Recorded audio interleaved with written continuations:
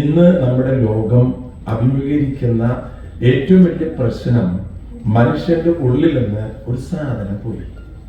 സംഗതി ഇപ്പൊ കയ്യിലില്ല. എന്തോ ഒരു സാധനം നമ്മുടെ കയ്യിൽ നിന്ന് പോയി. എന്തായിരിക്കും പോയിണ്ടാവുക? ആർക്കെങ്കിലും പറയാൻ പറ്റുമോ? മനുഷ്യന്റെ കയ്യിൽ നിന്ന് ഒരു സാധനം പോയി. സംഗതി കയ്യിലുണ്ടോ? ഇല്ല. സംഗതി കയ്യിലില്ല. എന്തോ ഒരു സാധനം പോയിട്ടുണ്ട്. എന്തായിരിക്കും? ആർക്കും പറയാൻ പറ്റാ? ആർക്കും പറയാൻ പറ്റാ?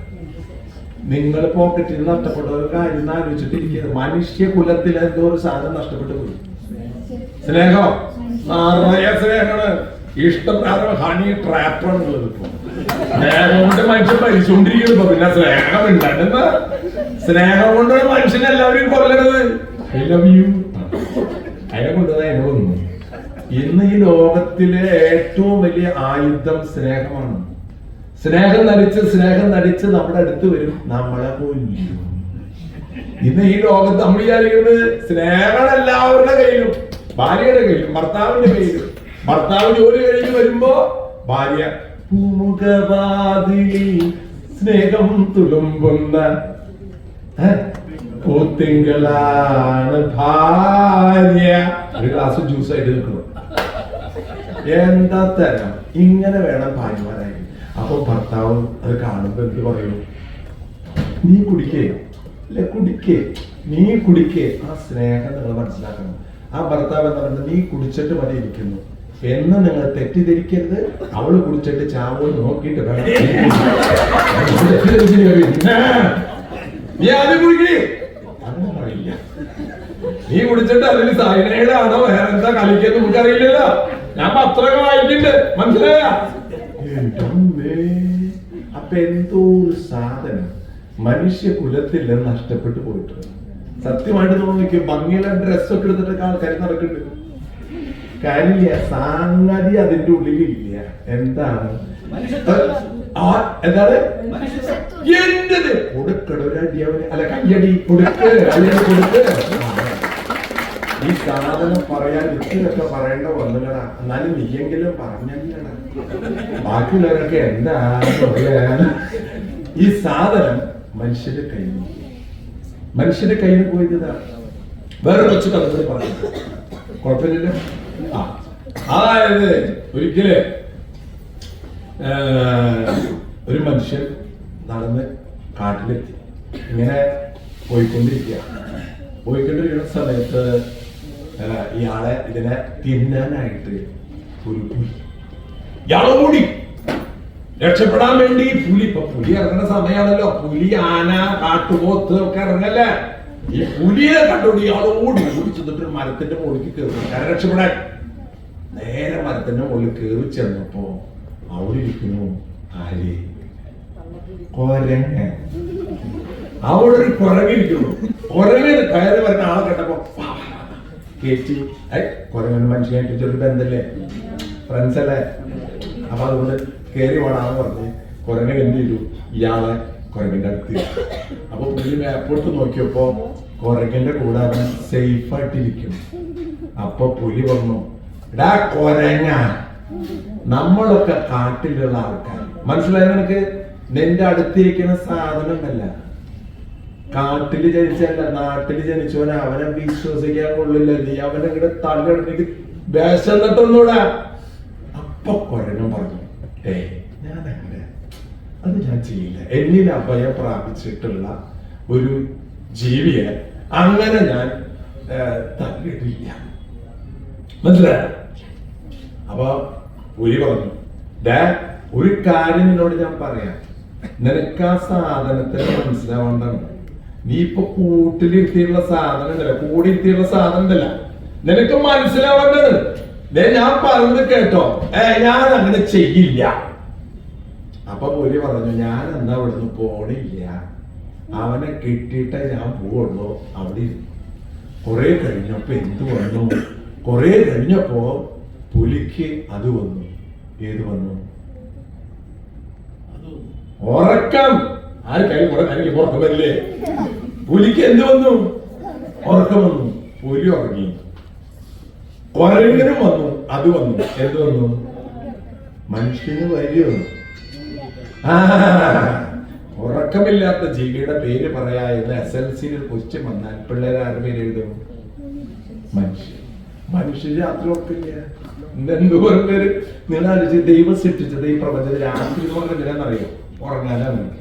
ഈ ലോകത്തിലെ കുറുക്കൻ ഉറങ്ങും, ചിലപ്പോ ഓടിയിടവൻ, കുറുക്കൻ, പുലി, ആന, സർവമാന ജീവികൾ ഉറങ്ങും. ഒരു ജീവി മാത്രമേ രാത്രി ഉണർന്നിരിക്കുള്ളൂ. ആരാ? മനുഷ്യൻ. അവനെന്തിട്ടാ എത്രയായി?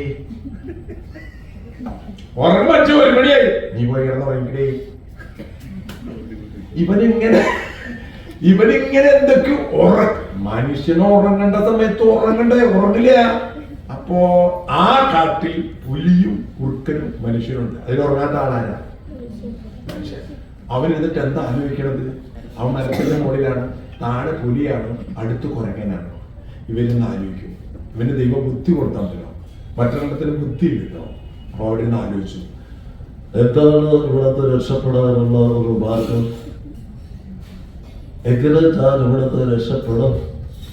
പുലി എന്നെ തിന്നിട്ട് പോകുള്ളൂ. പുലിയുടെ വിശപ്പ് മാറണം. അപ്പോ പുക വന്നു തുടങ്ങി. എവിടെന്ന്? തലേന്ന് ആലോചിച്ചിട്ട് പെട്ടെന്ന് കത്തി ഉടനെ തന്നെ അവൻ പെട്ടെന്ന് ഡിസിഷൻ എടുത്തു. ആക്ഷൻ, കട്ട്, ആക്ഷൻ എന്ന് പറഞ്ഞ ഉടനെ തന്നെ എന്തുണ്ടായെന്നറിയാം? ഈ മനുഷ്യൻ തൊട്ടടുത്തിരിക്കുന്ന കുരങ്ങനെ ഒറ്റ ചവിട്ട്. അതാ പുലിയെ വേണം. പുലി കൊണ്ടുവന്നപ്പോ നോക്കുമ്പോ കുരങ്ങൻ. അപ്പൊ പുലിപ്പെട്ട കുരങ്ങ, നിന്നോട് ഞാൻ പറഞ്ഞല്ലേ ആ സാധനം എന്താന്ന് നിനക്ക് അറിയില്ല. ഇപ്പൊ എന്തുട്ട് അവൻ ചെയ്തത്? ഈ അടുത്തുകൊണ്ടിരുത്തിയില്ലേ? ഇപ്പൊ എന്താ ചെയ്തവൻ? ചതിച്ചില്ലേ? നിന്നെ ചവിട്ടി താഴിട്ടു. ഇതാണ് ആ സാധനം. നിന്നോട് പണ്ട് പല പ്രാവശ്യം പറഞ്ഞതാ, നീ കേട്ടില്ല.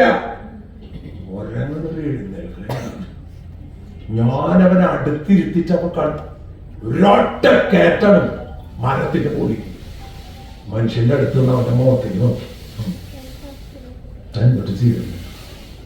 തന്നെ പുലി തിന്നാൻ വന്നപ്പോ തന്നെ കൊണ്ട് അടുത്തിരുത്തിയിട്ട് താനിപ്പോ എന്താ ചെയ്ത്?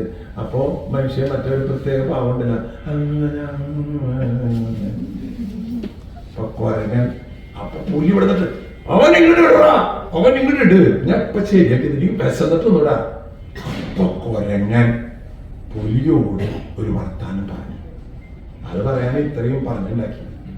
കുരങ്ങൻ പറഞ്ഞു, അതെ സംഭവം എന്നെ അവൻ തട്ടിയിട്ടെങ്കിലും ഞാൻ അവനെ തല്ലിടില്ല. എന്തത്? എനിക്ക് മനുഷ്യത്വമുണ്ട്. ആർക്ക്? കുരങ്ങനെ എന്തിട്ട്? അതല്ല ഞാൻ പറഞ്ഞത്. ഈ സാധനം നല്ല കുരങ്ങന്റെ കയ്യിലേക്ക് പോയിപ്പോ. ഈ ലോകത്തിലെ ഏറ്റവും കൂടുതൽ മനുഷ്യത്വം ഉള്ളത് മൃഗങ്ങൾക്കാണ്, മനുഷ്യർക്കല്ല. ആ സാധനം താൻ നഷ്ടപ്പെട്ടു പോയി പറഞ്ഞത്. ആന വന്നിട്ട് നമ്മളെ ചവിട്ടിക്കൊല്ലുന്നു പറയില്ലേ? ആന ഒരു തെറ്റും ചെയ്യാത്ത ജീവിയാണ്. ആന ആരും ചവിട്ടിക്കൊല്ലില്ല. ആന നമ്മളെ കാണുമ്പോ ആനേനെ കൊല്ലാനാ വരണേന്ന് എഴുതിയിട്ട് അത് ഓടി നടക്കുമ്പോ ചവിട്ടിക്കൊള്ളുന്നതാണ്. പാമ്പ് ഒരു മനുഷ്യനെ കൊത്തില്ല. പാമ്പിന് നമ്മളെ കാണുമ്പോ പാമ്പിന് പേടിയായിട്ട് വന്നിട്ട് കൊത്തുന്നതാ. എന്നിട്ട് നമ്മളെ കൊല്ലാനല്ല. ഈ ലോകത്തിലെ ഏറ്റവും കൂടുതൽ പേടിക്കണ ജീവി മനുഷ്യന് പോ. മൃഗങ്ങൾക്ക് പോലും ഇപ്പൊ പേടിയാണ് ആളെ കാണുമ്പോ. ഇയാൾ എന്താ ചെയ്യാമോ? മനുഷ്യർക്ക് ഏറ്റവും കൂടുതൽ പേടിയാറിയാ നിങ്ങൾ പറഞ്ഞേ? മനുഷ്യരെയാണ്. ഇപ്പൊ ഒരു ആന മതിച്ചു നിൽക്കണു പറഞ്ഞു കഴിഞ്ഞാൽ നിങ്ങൾ കുഴപ്പമില്ല, ആനയല്ലേ പറഞ്ഞു. പക്ഷെ അവിടെ ഒരാളെ ഇവിടെ നടന്നു പോകണം തോന്നിയിട്ടാ. ഈ വീട്ടിൽ ആൾക്കാരോട് ഓർമ്മില്ലേ? എന്ത് ഒരാളവിടെ നടന്നു പോയി എന്നൊക്കെ ഇട്ടുട്ടാ. അപ്പുറത്തൊക്കെ ഇപ്പുറത്തെ വീട്ടിൽ വല്ലവരും ഓർമ്മ ഇല്ല. ലോകത്തിലെ ഏറ്റവും കൂടുതൽ ഭയപ്പെടുന്നത് മനുഷ്യനാണ്. ഇപ്പൊ ഈ അങ്കിളും കുട്ടികളും ഒരു പുതിയ തലമുറയെ വാർത്തെടുക്കലാണ് ഇന്ന് ലോകത്തിലെ ഏറ്റവും ആവശ്യം. അപ്പൊ കുട്ടികൾ കണ്ടില്ലേ, ഈ ലോകത്തിലെ ഏറ്റവും നിഷ്കളങ്കമായ 2 കാര്യങ്ങളുള്ളൂ. ഒന്ന് പൂമ്പാറ്റകളാണ്, 2 കുട്ടികളാണ്. ഇവരാണ് ഈ ലോകത്തിലെ ഏറ്റവും സുന്ദരങ്ങളായ വസ്തുക്കൾ. കുട്ടികളും പൂമ്പാറ്റകൾ. അവരുടെ ഉള്ളിൽ കളങ്കമില്ല. നമ്മളൊക്കെ കുട്ടികളായിരുന്നു. അന്നൊന്ന് നമ്മുടെ ഉള്ളിലെ കക്കണം. നിങ്ങൾ കുട്ടികൾക്ക് നിങ്ങൾക്ക് മോനെ കക്കാന്നറിയോ? ഞാൻ അപ്പുറത്തെ സീറ്റുള്ള ആൾക്കാരോട് ചോദിക്കാതെ മുമ്പിൽ ഇരിക്കുന്ന സീറ്റുകാരോട് ചോദിച്ചത് കുട്ടി കക്കാൻ അറിയില്ല, എനിക്കറിയില്ല. മോളെ നിനക്ക് നുണ പറയുന്നറിയോ?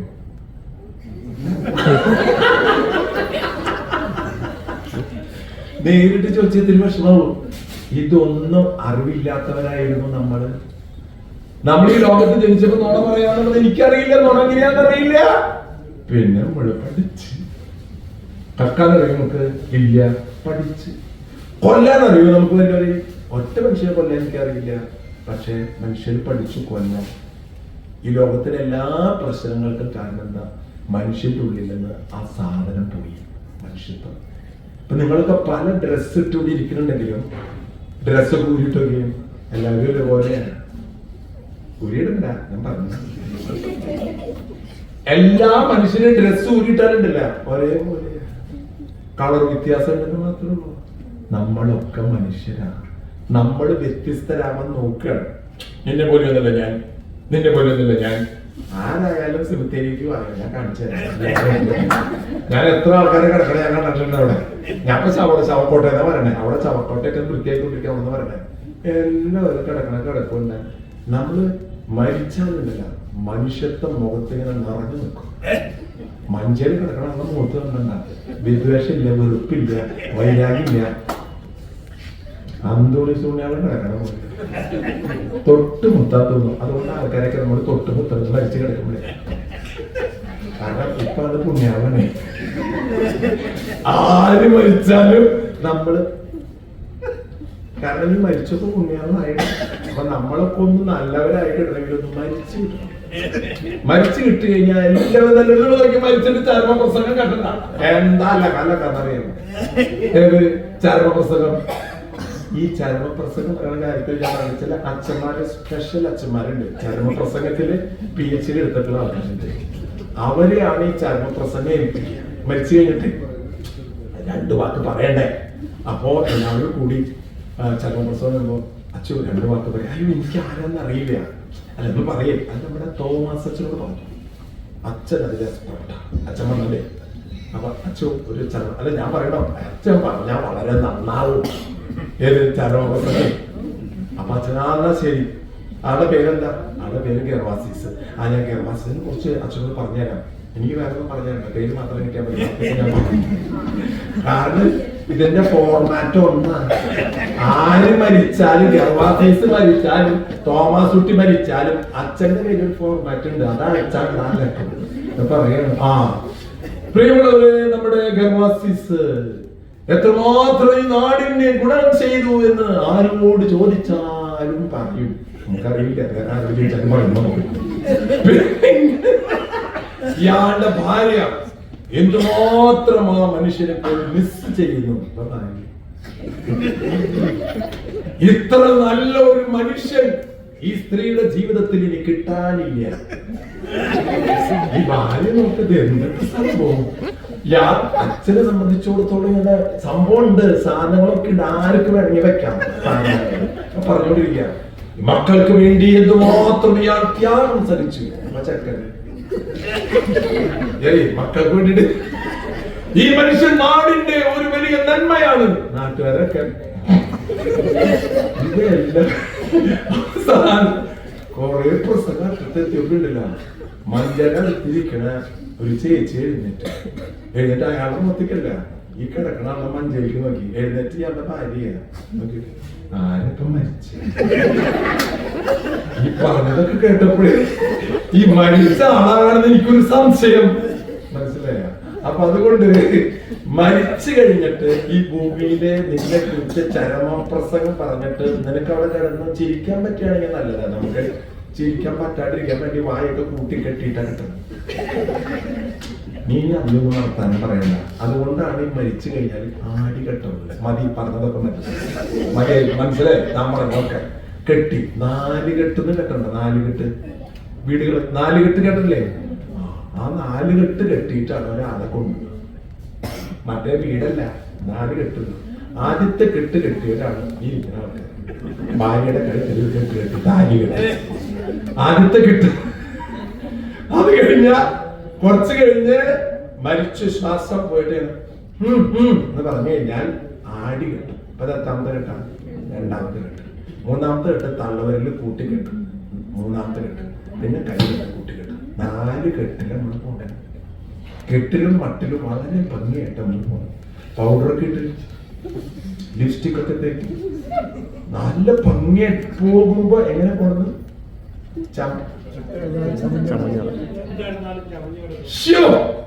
കാര്യം.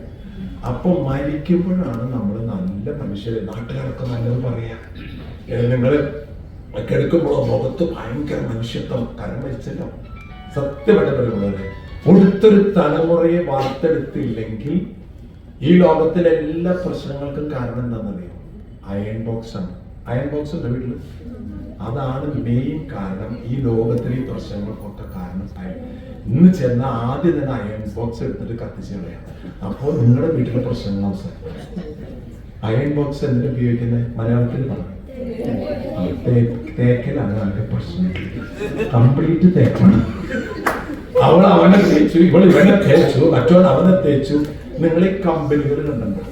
എന്തോറും വലിയ കമ്പനികൾ, സ്ഥാപനങ്ങൾ 2 മാസം 2 വർഷം അധികം അത് അടച്ചുകൂട്ടി. എന്റെ അയൺ ബോക്സ് തേച്ചു. കൂട്ടുകൂടി കച്ചവടം തുടങ്ങി. അവനെ തേച്ചു, അവൻ പൊളിഞ്ഞു. അവൻ പോയി ആത്മഹത്യ ചെയ്തു. പ്രിയമുള്ളവരെ, നേരത്തെ ചേട്ടൻ പറഞ്ഞില്ലേ, മനുഷ്യത്വം ഉണ്ടാവണം. അടുത്ത് വളർന്നു വരുന്ന തലമുറയ്ക്ക് ഇത് കൊടുത്തില്ലെങ്കിൽ കുട്ടികളൊക്കെ നിഷ്കളങ്കരാണ്. അവർക്ക് കക്കാൻ അറിയില്ല, നുണ പറയാൻ അറിയില്ല, ചതിക്കാൻ അറിയില്ല, വഞ്ചിക്കാൻ അറിയില്ല. ഇത് പഠിപ്പിക്കുന്ന ആരാ? ഈ സമൂഹം. ഈ സമൂഹമാണ് ഇതൊക്കെ പഠിപ്പിക്കുന്നത്. അപ്പൊ ആര് കുട്ടികൾ ഇതിന് കുറ്റം പറയണേ? അപ്പൊ ഇങ്ങനൊരു സിനിമ പഠിപ്പിക്കണം കുട്ടികളെ. നന്മ എന്താണ്, മനുഷ്യത്വം എന്താണ്. അപ്പൊ അതുകൊണ്ട് ഈ ഇങ്ങനൊരു സംഭവം ഉണ്ടായില്ലെങ്കിൽ ഇപ്പോൾ കൊച്ചു കുട്ടികളുടെ പോലും ജീവിതത്തിൽ കള്ളത്തരങ്ങൾ നടന്നുകൊണ്ടിരിക്കുക. വലുതായി വരുമ്പോഴേക്കും ഞാൻ ചോദിക്കട്ടെ, ഇതൊക്കെ എവിടൊക്കെ ചെയ്തിട്ട് എക്കുട്ടിക്കൊണ്ടോണേ? നമ്മുടെ വിചാരം എന്താണെന്നറിയോ? 3 കാര്യങ്ങൾ നമുക്ക് വരില്ല എന്ന് വിചാരിച്ചിരിക്കണം. 1, നമുക്ക് വരില്ല എന്ന് വിശ്വസിച്ച് ജീവിക്കുന്നത് എന്താ? 1 എന്താ? ക്യാൻസർ വരും എന്ന പ്രതീക്ഷയുള്ളവർ ആരൊക്കെയുണ്ട്? ആരുമില്ല. നമുക്കൊന്നും വരില്ല ക്യാൻസർ, എനിക്കൊന്നും വരില്ല. അതാണ് ആദ്യത്തെ ചിന്ത. 2, കിഡ്നി, എന്റെ കിഡ്നിക്കൊന്നും ഒരു അസുഖമില്ല. 3, ഹാർട്ട് അറ്റാക്ക്, എനിക്കൊന്നും ഹാർട്ട് അറ്റാക്ക് വരില്ല. പറഞ്ഞുകൊണ്ടിരിക്കുമ്പോ കെട്ടിമടങ്ങില്ല. അപ്പൊ ഇത് നമ്മുടെ വിചാരിക്കൊന്നും എനിക്ക് വരില്ല എന്ന്. എത്ര നിമിഷ നേരം കൊണ്ട് നിന്റെ ചാപ്റ്റർ അടയും. അതുകൊണ്ട് അടുത്ത തലമുറയ്ക്ക് എന്തെങ്കിലും നീ പകർന്നു കൊടുക്കാതെ ഈ ചാപ്റ്റർ അടഞ്ഞു ഈ ഭൂമിയിൽ ജീവിച്ചിട്ട് തൂക്കാറുണ്ട്. അതുകൊണ്ട് മാതാപിതാക്കളെ, എന്നെ കേൾക്കുന്നവരെ, ഇങ്ങനെയുള്ള ഞാൻ ജി കെ പിള്ള വിളിച്ചോ, ജി കെ എന്ന് പറഞ്ഞ ഞാൻ പറഞ്ഞു, മറ്റേ ഡൽഹിയിലാണ് മറ്റേ ജി കെ ഉള്ളത്, മറ്റേ സിനിമയില് ജി കൃഷ്ണമൂർത്തി, മറ്റേ ആരണയില് മമ്മൂട്ടിനെ അറിയില്ലേ? അപ്പോ അതില് ജി കെ എന്ന് പറഞ്ഞ് പെട്ടെന്ന് വന്നത് ആ ജി കെ ആണോ? ഈ ജി കെ. അതായത് അടുത്ത തലമുറയ്ക്ക് ജീവിതത്തിന്റെ നന്മകൾ പകർന്നു കൊടുത്ത് അതിൽ സ്റ്റിക്ക് ഓൺ ചെയ്യാൻ കഴിഞ്ഞില്ലെങ്കിൽ, നിങ്ങൾ ഇന്ന് ഈ ഒറ്റ ദിവസം എത്ര പേരെ തേച്ചുണ്ടാവുമെന്നറിയോ? ഈ ലോകത്ത് കോടാനുകോടി പേരെ തേച്ചിട്ടുണ്ടാവും. നിങ്ങളൊരു ജനകോടികളുടെ വിശ്വസ്ത സ്ഥാപനം, എൻ്റെ വലിയൊരു സുഹൃത്തായിരുന്നു, എനിക്കറിയാം എത്ര നല്ലൊരു മനുഷ്യൻ. ആരാ? അറ്റ്ലസ് രാമചന്ദ്രൻ. അയാളെ തേച്ച് ജയിലിൽ കൊണ്ടിട്ടില്ല. പാവം മനുഷ്യനാണെന്നൊക്കെ എല്ലാം നഷ്ടപ്പെട്ടു പോയില്ല അദ്ദേഹം. ആളെന്തെങ്കിലും ഉപദ്രവം ആർക്കെങ്കിലും ചെയ്തിട്ടുണ്ടോ? ഇതാണ് പണം കിട്ടുന്നത് കണ്ടാൽ ആരെ വേണമെങ്കിലും കൊല്ലാനോ തേക്കാനോ ഒരു മടിയില്ല. ആ മനുഷ്യന്റെ ലാസ്റ്റ് ഇന്റർവ്യൂ ഞാൻ കണ്ടത് ചോദിക്കണം, അപ്പൊ നിങ്ങൾക്ക് കേസ് കൊടുത്തൂടെ ഇവർക്കെതിരെ? ഞാൻ ഇനി കേസ് കൊടുക്കാനൊന്നും പോകില്ല. ഞാൻ കേസ് കൊടുത്താൽ പോലീസൊക്കെ ഞാൻ അവരെ പിന്നാലെ നടക്കില്ല, അവർക്ക് സമാധാനം പറയും. ഞാൻ എന്തായാലും സഹിച്ചു. അത് ഇന്റർവ്യൂ കഴിഞ്ഞ് 2 മാസം കഴിഞ്ഞപ്പോൾ അയാൾ മരിച്ചു. ആ മനുഷ്യൻ എങ്ങനെ മരിച്ചു? ഈ ഭൂമിയിൽ മനുഷ്യൻ. അതുകൊണ്ട് മാതാപിതാക്കളെ, കുട്ടികൾക്ക് യഥാർത്ഥ മൂല്യം എന്താണെന്ന് മനസ്സിലാക്കി കൊടുത്തില്ലെങ്കിൽ, ഡേവിസൺ ഒരു ദിവസം മരിച്ചു പോകും, ഞാൻ മരിച്ചു, ഇന്ന് മരിച്ചു എന്ന് വിചാരിച്ചില്ല ഞാൻ. അതുകൊണ്ട് എൻ്റെ ജീവിതത്തിൽ ഒരു നിമിഷം പോലും പാഴാക്കാതെ എനിക്ക് ചെയ്യാൻ പറ്റാവുന്ന കാര്യം ചെയ്യുക. നമ്മൾ ഈ ലോകത്തിൽ മനുഷ്യൻ പറയുന്ന അപ്രീസിയേഷനിൽ ജീവിക്കരുത്, മനസാക്ഷി പറയുന്ന ആനന്ദത്തിൽ ജീവിക്കണം. ഇതിന്റെ ഉള്ളിൽ ഒരാളുണ്ട്, അത് നിന്നോട് പറയും നീ ആരാണെന്ന് നിനക്കറിയില്ലെങ്കിൽ ഞാൻ ആരാണെന്ന് എന്നോട് ചോദിച്ചാൽ നിന്നോട് പറയാം. മനസ്സിലായില്ല? ഞാൻ ആരാണെന്ന് എനിക്ക് ബോധ്യം ഉണ്ടാകണം. അപ്പൊ ആര് എന്തൊക്കെ പറഞ്ഞാലും ഞാനും എൻ്റെ പ്രവൃത്തികളും എനിക്ക് തരുന്ന ഒരു ശക്തിയുണ്ട്, അതിനെ വെല്ലാൻ ഈ ലോകത്തിൽ ആർക്കും കഴിയില്ല. അതുകൊണ്ടാണ് ഗാന്ധിജി അവസാന നിമിഷം വരെ വെട്ടിയേറ്റ് മരിക്കുന്നത് വരെ ഗാന്ധിജി തോർത്തുകൊണ്ടെടുത്ത് നടന്നു. ആ മനുഷ്യന്റെ ചിത്രം എല്ലാ സ്കൂളുകളും വെച്ചിരിക്കുകയാണ്. എന്താ ഭംഗി കാണാൻ? വെളുത്തു തുടുത്തിട്ടല്ല, ആ ജീവിതത്തിന്റെ സൗന്ദര്യമാണ്. ഇതുപോലെയുള്ള കുട്ടികളുണ്ടാകണം, സൗന്ദര്യമുള്ള കുട്ടികൾ, ജീവിതത്തിന് സൗന്ദര്യമുള്ള കുട്ടികൾ ഉണ്ടാകണം. അതിനുവേണ്ടി ഈ ഒരു സിനിമ നിർമ്മിക്കാനായിട്ട് പരിശ്രമിച്ച സുജിത്, അതുപോലെ ഇത് സംവിധാനം ജീവിക്കാൻ പിള്ള, അതിന്റെ കലാകാരന്മാർ, എല്ലാവർക്കും സിനിമ എന്ന് പറയുന്ന പവർഫുൾ ഇൻസ്ട്രുമെന്റ് ഇപ്പൊ ഉണ്ടല്ലോ, കംപ്ലീറ്റ് അക്രമങ്ങൾ. ഞാനിപ്പോ അടുത്ത ദിവസം ഞാൻ സംസാരിക്കും, സിനിമയുടെ പേര് തന്നെ എന്താണെന്നറിയാം? ഞങ്ങൾ പണ്ടത്തെ കാലത്ത് ഇപ്പോഴത്തെ സിനിമയുടെ പേര് നോക്കിയ കത്തി, കൊത്തി, ഒറ്റി, കുത്തി, വെട്ടി, ഉണ്ട. എങ്ങനെ കേട്ട് കഴിഞ്ഞാൽ മനുഷ്യൻ ഇത് എന്തിട്ടില്ല, കംപ്ലീറ്റ് പേരുകൾ തന്നെ മനസ്സിലാണ്. കണ്ടിട്ടില്ലേ? കൊല, കൊല വരി, കൊല വരി, പാട്ടുണ്ടാക്കിയിരിക്കുന്നുണ്ട്. കൊല വെറി, കൊല വെറി, കൊല, ഇതെന്നെ പറഞ്ഞിട്ടൊരു പാട്ട്. ഞാൻ ആരും കുറ്റം പറയില്ല, പക്ഷെ ഇതൊക്കെ പിള്ളേര് കാണുമ്പോ എന്താണ് അവിടെ പറയുന്നത്. എന്നിട്ട് സിനിമ തിയേറ്ററില് ഒരുത്തന്റെ വായിൽ വെച്ചിട്ട് വെടിവെക്കുമ്പോ ഒരാളെ കുത്തിക്കൊന്നാൽ അപ്പടി വരും. സിനിമ തിയേറ്ററിൽ കയ്യടി വരും. ഒരാളെ കുത്തിക്കൊന്നാൽ വില്ലൻ, നായകൻ വില്ലൻ അങ്ങോട്ട് വെട്ടിക്കൊന്നാൽ അപ്പ വിടും, കയ്യടി വരും. അതിന്റെ അർത്ഥം എന്താ പറയുന്നത്? മനുഷ്യന്റെ ഉള്ളിലൊരു വികാരമുണ്ട്. ഓപ്പറേനെ ദ്രോഹിക്കുമ്പോൾ സന്തോഷിക്കുന്ന സാഡിസം. ഇതൊക്കെയാണ് അനേകം കൊലയോ വെട്ടോ കൊലപാതകമോ വെടിവെപ്പില്ലാത്ത സിനിമ വിജയിക്കാത്ത അവസ്ഥയിൽ ഇപ്പോ. ഇതിലും വെടിവെപ്പില്ലേ ഉണ്ട്, ആൾക്കാർ പിള്ളേരൊക്കെ വെടിവെച്ചിട്ടുണ്ട് ഇവിടെ. അപ്പൊ അതുകൊണ്ട് അങ്ങനെയായി മാറിപ്പോ പണത്തിന് വേണ്ടി. ആ സിനിമ വിറ്റാൽ കാശ് കിട്ടും, അതല്ല ആവശ്യം. നമുക്കൊരു തലമുറയെ വളർത്തെടുക്കാൻ പറ്റും. ഞാൻ കുറച്ചധികം സമയം എടുത്തു തോന്നുന്നു പിള്ളേരെ കണ്ടപ്പോൾ സംസാരിച്ചു പോയതാണ്. അപ്പൊ ഒത്തിരി അഭിനന്ദനങ്ങൾ ജി.കെ. പിള്ള, സുജിത്ത്, ഇതിന്റെ കലാകാരന്മാർ എല്ലാവരും അടുത്ത ഒരു തലമുറയ്ക്ക് വേണ്ടി ഇതുപോലെയുള്ള ധാരാളം സിനിമകൾ നിർമ്മിക്കാൻ ഇടവരട്ടെ. കാശുള്ളവരെ കാശ് അങ്ങോട്ട് കൊടുത്ത് ഇതുപോലെ 10 സിനിമകൾ ഉണ്ടാക്കും. 1 കോടി രൂപ ആവശ്യമുള്ളൂ. അതുകൊണ്ട് കാശുള്ളവരോ പവിടം 1 കോടി രൂപ കൊടുക്കും.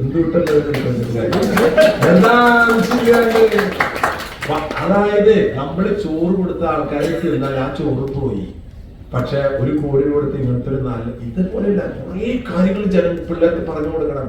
അതുപോലത്തെ സിനിമകൾ പിടിച്ചാലോ ഫോർ എവർ ആൻഡ് എവർ അതവിടെ നിൽക്കും. നമ്മൾ മരിച്ചു പോയാലും ആ സിനിമയുടെ കലയുടെ ആ മാനസമൈനേ വരൂ മധുരം നുള്ളി തരൂ. കേട്ടിട്ടില്ലേ? എത്താതെ എഴുതിയ ആൾക്കാരും പാടിയ ആൾക്കാരും ഒക്കെ മരിച്ചു പോയെങ്കിലും ഇന്നും ലോകത്തിലെ ഒരാള് പാടിയാൽ അപ്പഴേ പറഞ്ഞുണ്ടാവും. അപ്പൊ 1 കോടി